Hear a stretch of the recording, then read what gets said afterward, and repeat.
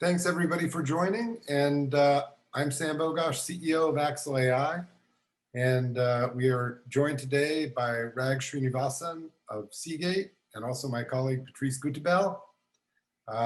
We wanted to give people just a minute or two to log in after the hour, but I think we are pretty much at the point of liftoff. So Rags, would you like to take it away? All right, fantastic. Thank you, Sam. Welcome, everyone. Good afternoon, good morning, depending on the time zone you're joining us from. Thank you for giving your time today. And actually, when Sam approached me about 2 weeks back, say, like, this is this great way to share with the practitioners what we are doing with the intelligence of the Axle and then the Lyve cloud storage, it was immediately we got excited. We have put together a good partnership. Today, I want to take a few minutes to share with you the Seagate, what is the Seagate's role in this offering? And then I will hand it off to Sam and then Patrice, who will walk through how the end-to-end workflow really would work for you. Quick 20-second introduction. I'm Rag Srinivasan. I lead the marketing and customer success functions for the Seagate for the Lyve cloud business. And I'm happy to be talking to you today. So let's start with some of the core basics of what is Seagate's role in this. Really, one thing I always say is like Seagate, we mean storage. Most people, when I tell my friends and professional at work, I work at Seagate, the first reaction from them is, I know your LaCie drive. I saw you at Costco, right? So it's our drives power many different aspects of it. It's very well known, our LaCie product line in the media entertainment space. And you probably are one of our customers there as well. What we also have is that complete portfolio end-to-end from the LaCie drive, from the ruggedized mobiles to move data, to store data, as well as use it to move the data, racks, as well as now on a hexabyte scale cloud system that we built with, that is what we integrated well with Axle that we want to show today. Anyway, with Seagate, anyway, shape or form with storage, either do it yourself, do it with us, or in a complete we do it for you model, we got you covered. Then I'll tell you about a little bit about the Axle partnership itself. For us, we want to focus more on the storage. So that's our DNA. We want to help build and help you store more data for longer. What the Seagate with Axle partnership brings in is now that you store the data, the biggest problem that you have is how fast can you retrieve the data? Like, it's not enough to just store all your media assets in there. It's the retrieval that matters. Do you have everything that is needed to find that one particular asset that you're looking for? That now you're able to do with the Axle integration. Now, once you solve the problem, once you make the data accessible, then you're unlocking very many number of use cases. And you're going to see Patrice walk us through some of this very interesting way you can unlock that value, do more with the data that is stored with Axle and Lyve Cloud. So let's start with that. With that said, let me just take 2-3 minutes to set up like our whole Lyve Cloud on how we differ from the other offerings out there. About 2 years back, we talked to a whole lot of practitioners. We did roundtables. We went up and did one-on-one interviews, specifically talking to people in enterprises as well as in media entertainment space. There's one common theme that stands out is like, they all recognize data is value. That's no more even a question. Like every form, everything that you make, every picture, every asset, you never delete it. You want to store it, you know its value. But the problem is, what's the easy answer? I can't store them all. My costs are increasing. I need something really simple for me to store the data. And then when the time comes for me to securely move the data, everything needs to be simple. I can't be running a really large IT operation just for storing some of my data there. So it's clear, like they're asking, can we store them all without all this trouble? And we asked then, what is stopping you? What is this bigger problem to store every possible cut, every dailies, every media asset? Why can't you store them all forever? There's 4 things that stand out. First, when you go look for cloud storage solutions, there is too many of those tiers, complexity, many pricing, And then when you're tempted by the lower price, then you find out, oh, you need to wait for so many hours for you to access the data. So it's not an easy one. And then once you store the data, then you find out your monthly bill can fluctuate anywhere from 20 to 40%, because every access to the data, like Sam is going to show how you're going to retrieve and Petri is going to show the workflow, each one of those access to the data will result in an API hits. That's a bill extras that you're going to be surprised with. And then if you're not satisfied with all these things and you say, it's my data, I want to take the data and go, then you're surprised by egress charges, which is the price that you need to pay to take your own data out of a cloud to go anywhere else. And even if you're willing to pay for it, there are bandwidth constraints there, which is like it's not enough of fiber for or fast enough to take the amount of data there. Aiming to solve all this is what Lyve Cloud really is about. So it's a simple, trusted, and efficient solution that we built out, where Seagate, it is Seagate's DNA. We focus on the storage. We call this the cloud crafted by Seagate. And then we partnered with a colo leader, Equinix, and we bring this cloud closer to the data sources, closer to where your cameras and other assets are at the metro edge, and make it easier for you to store all your data. Yes, definitely media entertainment is a great use case that we unlock, but we also see any kind of media intensive workload, we are seeing Lyve Cloud as a great fit in here. To answer that one simple aspect of why Lyve Cloud, why it just makes sense with that Axle element, and now with the Lyve Cloud as a storage, is we really made it simple in terms of what your economics are. It's one price to pay. It's like for the data you store that's it. Everything else, data retrieval, ingestion, write, read, archival, support, data egress, everything we included. We don't try to add nickel and dime everything aspects of it. We completely want it to be made simple.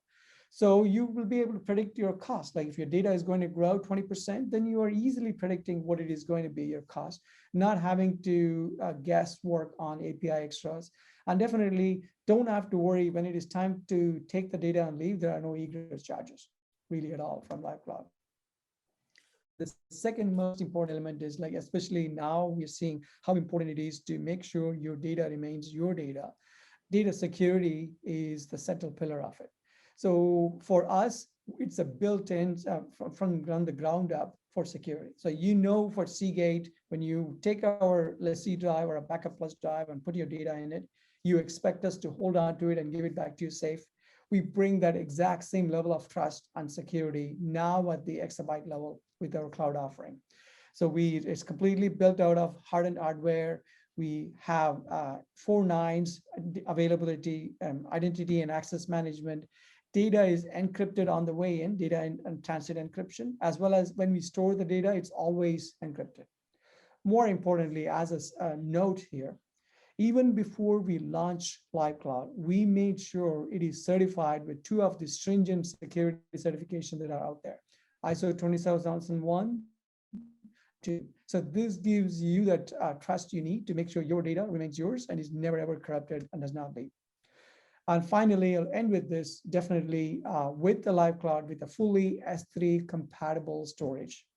It's with a simple pricing. It understands clearly the needs of your space, the needs of having to store the data securely, the need to build out content repository faster, and the need to have that predictable economics. We strive to build the solutions, and we are happy to be working with Axle to not only help store more data longer, but make your data accessible faster in an intelligent way. Thank you, and hand it off to Sam. Thanks so much, Rags. Appreciate it. Let me share my screen here. Thanks so much for the handoff. And as you mentioned, I'll be kind of talking a bit about our software and how it works with the Seagate product family. I'm CEO of Axle AI and co-founder, along with Patrice Gutebel, who's our other presenter today. He'll be doing a workflow demonstration and talking a little bit about kind of how these families of products work very smoothly together. So what's the underlying problem? Basically, finding video clips is like finding a needle in a haystack. It is a huge drain on the productivity of everyone in the media industry. And there are estimates that something in the neighborhood of 40% of every editor's time is consumed with just finding media. Often, with shelves full of drives like you see on the left. And even when things are on the network or in the cloud, the problem doesn't go away. It just kind of morphs into a slightly different problem because, for instance, with network storage, Apple's Spotlight search mechanism doesn't actually work. And in the cloud, there is no search mechanism. So if you put a lot of stuff in the cloud, you'd better have a really good index of what's there and some way of browsing through it and searching it, because otherwise you would have to retrieve the entire thing to find that needle in a haystack. We work in a number of vertical markets, including sports, churches, broadcasters, universities. It's really quite diverse, but the common thread is that these are teams of typically 3 to 30 people who are all struggling with just the deluge of media and ways to be productive when social media in particular is forcing them to spend a lot more time repurposing video. It used to be you would shoot stuff, put it on videotape, shoot stuff and put it on a hard drive like this LaCie drive. It was a static medium and you need it 5 years later, you might not. But today, everything is continuously being repurposed for social. And that means that the demands are much more frequent and also much shorter elapsed time, like from the time that someone needs it to the time that you've got to post it to Facebook or put it on YouTube is often measured in minutes instead of days or weeks. So it's a pressing problem across anyone that's working with video. And of course, the number of people worldwide that are working with video is now in the tens of millions. So over the last 9 years, we've built up a real powerful customer base. So these are some of our customers worldwide. It's some household names. We of course have many customers that are not household names, like small documentary makers, minor league sports teams, even some high schools. It's very diverse. But then at the high end, we have folks like NBC Universal, Warner Brothers, the BBC, and so forth. One very strong area for us in the last few years has been sports. So our partners and customers include the LA Clippers, Club Brugge, which is the championship football team in Belgium, and the New York Yankees, who are obviously a pretty prominent baseball team. So this is what our front end looks like. This is actually the light mode. Patrice will be showing you a demo with the dark mode. It's just selectable at each site. But basically, there's a very simple browser front end that lets you search the material. There's very low impact installation. It doesn't require you to move your media. It just catalogs it where it is, whether that's direct attached storage, network storage, or cloud storage. We have very powerful AI functionality, specifically things like speech transcription and face recognition that are built into the product. And modularity. There's a tremendous ability to build customized workflows without changing the core code. And Patrice will be showing some of that in his part of the presentation. So this is kind of the global view, everything from direct attached storage through network object storage, and then cloud storage as kind of the overarching large backbone that's available to you on a global basis. So with that, I'm going to hand it over to Patrice for a demo, and over to you.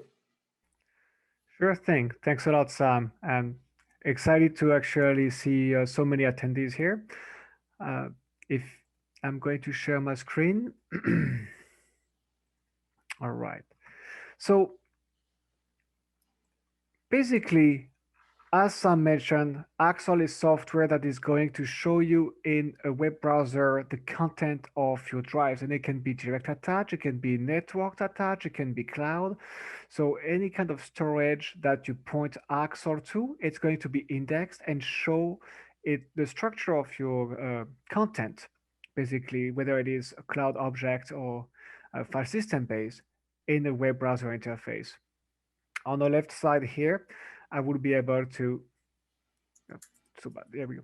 I would be able to see the folders, and I can easily jump to the folders and see the content.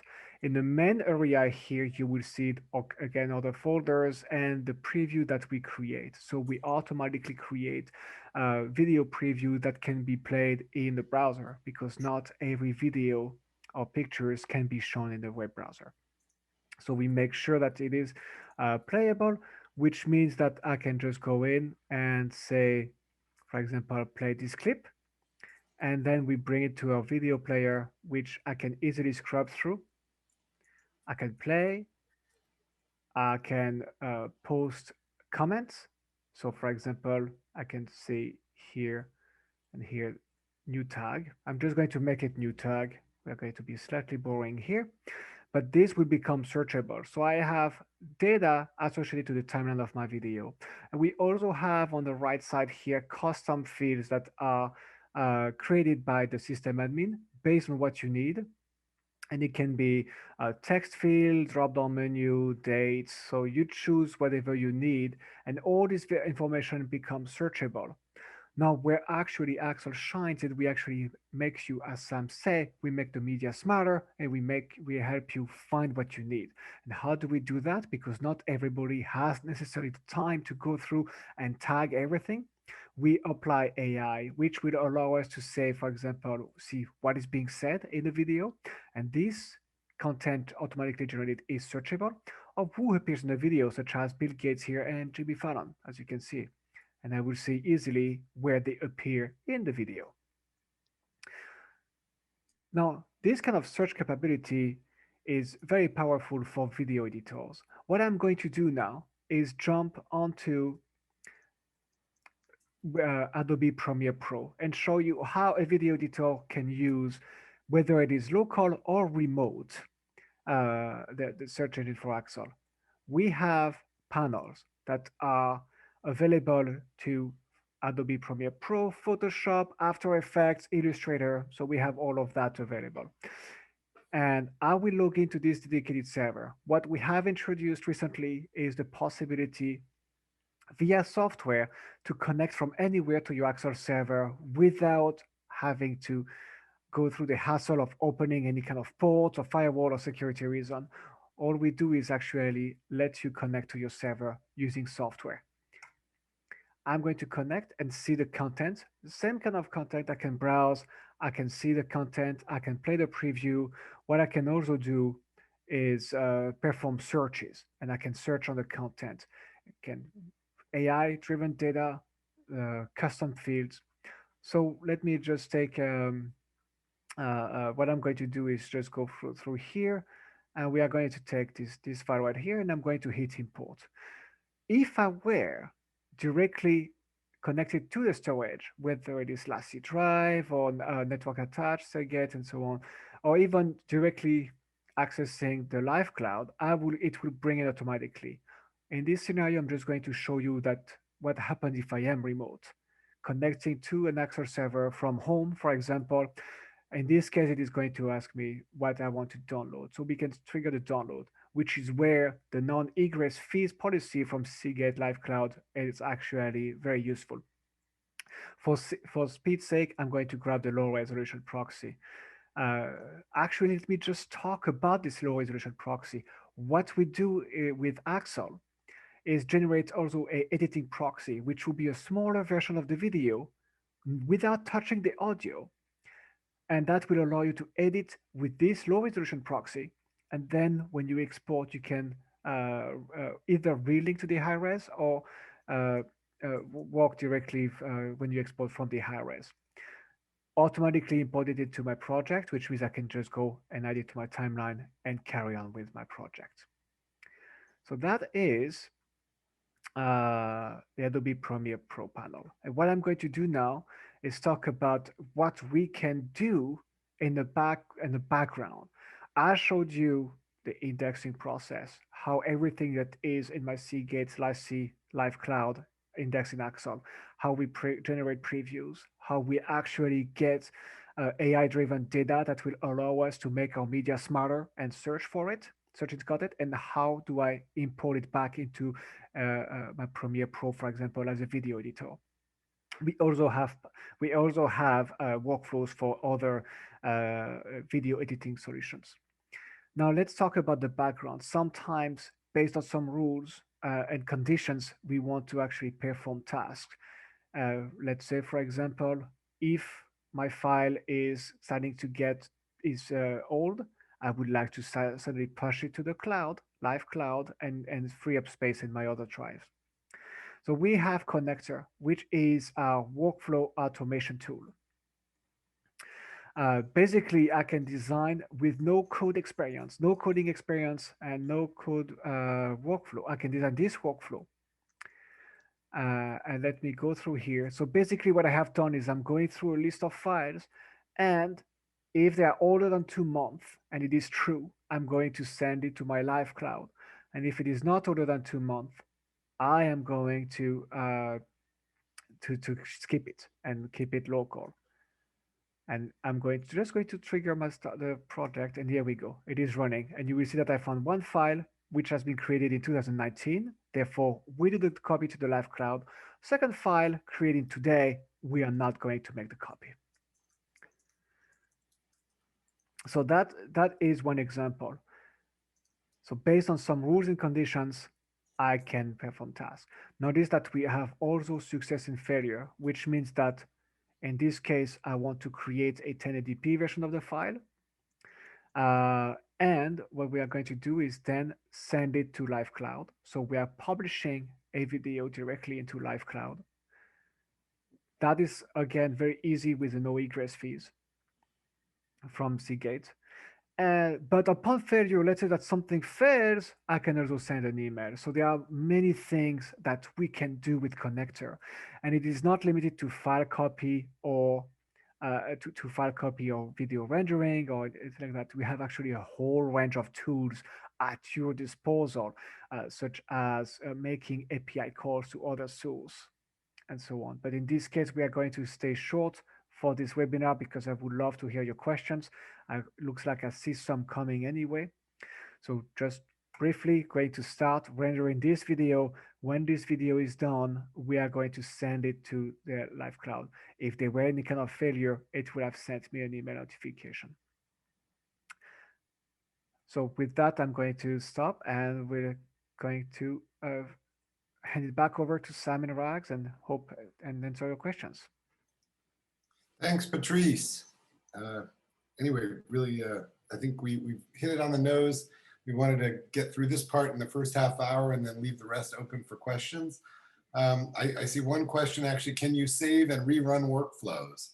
So absolutely, but go ahead, Patrice, you can give some detail. Yes, absolutely. If I were to reshare my screen for folks, so you have the possibility to save, and these workflows can then be transported to other location. And we are cross-platform. What I'm showing you is a version on Mac. We have also a version on Linux available, and looking to develop one for Windows. So that will allow you to go through workflows. So design one area and publish it in another. Great question. Yeah, and a lot of our larger customers have used Connector for some fairly complex deployments where it's kind of operating in the background as like a system orchestration tool. And as Patrice pointed out, you can call other tools like Telestream Vantage or FTP, or I mean, the list is, as they say, endless, but it is pretty endless because there's a command line interface, there's a REST API interface, and if you really want to geek out, you can actually write your own Java-based modules that will essentially connect up with the applications of your choice on a tightly coupled basis. So it's pretty cool that way. One other question we just got is how does the range of Seagate products kind of drive the solution here? In other words, obviously Seagate has hard drives and cloud storage now. What's the sort of coordinating vision for Seagate over time? Like, are you guys planning to do even more of a range of solutions like Lyve Cloud? Yeah, let me take that part. So in the very first slide, when we opened up, we said Seagate means storage.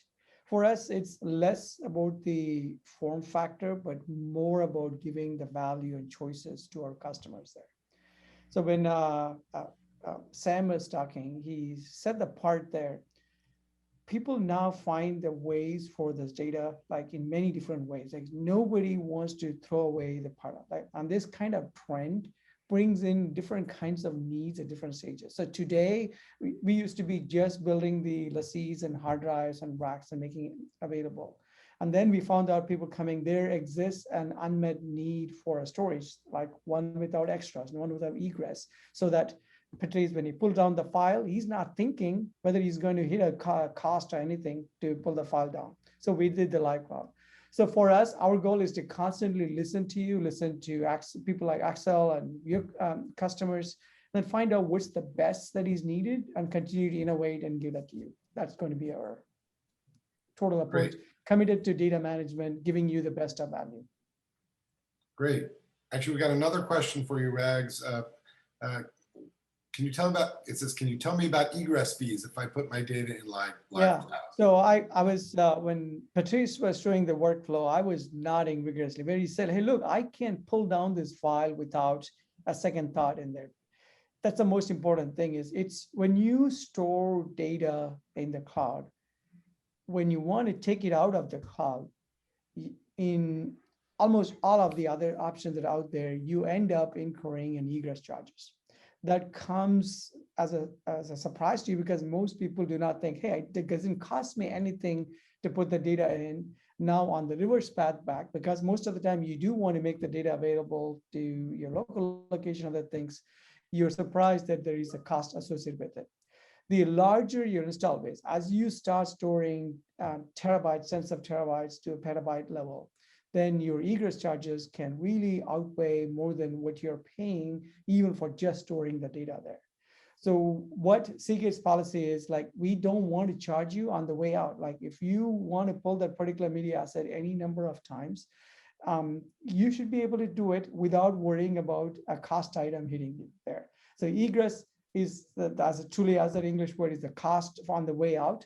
We don't charge you anything for it. If you see the blackboard written on my back, it's really the thing. Like it's the CIOs in my classroom writing down on the board that they will not pay egress charges because they're picking Lyve Cloud.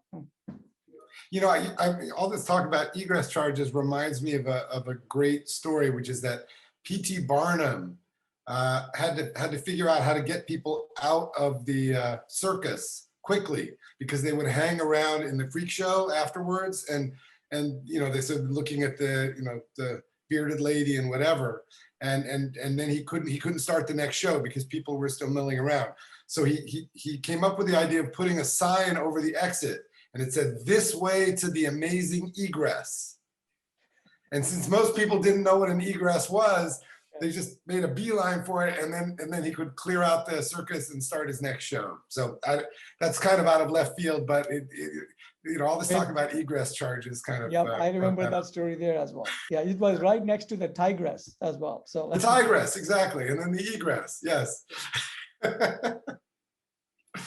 All right. Any other questions? We obviously we're trying to keep this relatively short and sweet, but we also, by the way, will obviously be sending out a recording of the webinar afterwards.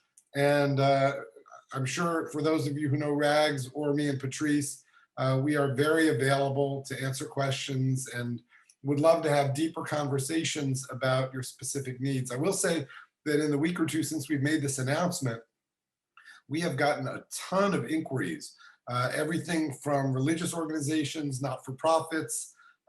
We have a call with a major sports venue this afternoon, you know, new media, new content owners. It's pretty amazing the amount of stuff out there that is generating many terabytes of media, and in some cases petabytes. So it's an exciting new field. And another question just came in. The Axle AI facial recognition, is that done locally or in the cloud? The answer is by default, it's done locally. So one of the things that we've seen, we've been doing AI pilots now for about 3 years. And for the first 2 years of that, we were using Microsoft Video Indexer for the face recognition, which works well. But the problem is that people have to send all of their media to Microsoft's cloud where it gets analyzed and of course mixed in with, probably a bunch of other not so private data. And Microsoft will tell you they have safeguards and all this stuff, but the reality is it's a very fine line between a training data set and the stuff that you're sending. I think Microsoft probably actually does a better job of policing that than most of the other cloud vendors. Nonetheless, if you're a content owner, the ideal state is to have the face recognition on premise. And so we offer that as the default. It's also very reasonably priced. It's $149 a month, because the other objection we got to the big vendors is that they charge a lot per hour of footage. Microsoft for Video Indexer charges about $8 per hour of footage, which if you have thousands of hours quickly becomes kind of an untenable cost. Whereas $149 a month for more limited face recognition is a much better value. One for Rags. Can you tell me about locking media assets in place? Oh, yeah, definitely. So when Patrice was showing the workflow, where you had a workflow where, hey, put this over to Live Cloud if it is older than 7 months. We have this feature within Live Cloud. When you put data in, you can also sometimes you may want to make sure that you don't want the data to change. So we do provide capabilities when needed to put a particular assets so that it cannot be changed. So it's available to you when you need it there as well. I think that's probably where the question is coming from. We have what we call the Live Cloud supports object immutability. So making sure that object is never changed and is given back to you as is when needed. Great, that's super. Actually, we just got another question in from Patrick Yu. If I have 1 petabyte of XDCAM HD50 footage, how much space would the proxies take? Good question. The proxies by default are 1 megabit per second plus audio, so it's a little more than that. If you had a petabyte, you would probably be looking at, and it's 50 megabits per second, so it's roughly 4%, 3 to 4%, let's say, of the source material. So probably around 30 to 40 terabytes. And actually, to add to that, we have several options. If storage of the proxies is really at a premium, you can actually crank down the bit rate on the proxies in Axle. So you could go to a 0.5 megabit per second if you wanted to on a per system basis. And then we also have, going in the other direction, we have a new option, which is kind of mezzanine tier edit proxies. And maybe Patrice, you could talk a little bit about that. Yes, absolutely. So that basically what I was talking about. So now that everybody is remote, people are trying to find ways to actually get their media quickly. Not everybody can download, let's say, 10 XDCAM HD clip quickly enough to actually edit from it. So we create a mezzanine proxy, which basically will be a 720p H.264 video compression. However, the audio is not touched, meaning that we do actually an audio pass-through, because what is taking the most space, let's face it, is the video track. And therefore, when we actually bring the video down, it will be, you have all the audio elements available, but the video has been compressed down. So you can edit smoothly from it, and when done, relink to the high res. Or if you're actually working with the proxy workflow from Premiere Pro, for example, meaning that you attach a file, a original to a proxy, you can edit from the proxy. When you do the export, it's going to be automatically using the HD, the high res, sorry, version. Nice. And actually, we just got a comment back. Mezzanine proxy, great idea. Yeah. I'm moving to 4K ProRes 422HQ, so Mez proxy would fit great. Yes, exactly. Excellent. Yep. Yeah, 4K, of course, is becoming more and more the default for captured footage, because heck, even your iPhone has 4K capabilities now. So why shoot in 1080? And then the files just get that much bigger and that much harder to move around unless you have a proxy workflow. Great. All right. Excellent questions. Any other questions? We'll happy to give people back 20 minutes of their day if that works out. But we're also happy to answer more questions. And again, it's probably worth just typing in the email addresses of myself and the other panelists. Patrice and I are pretty easy.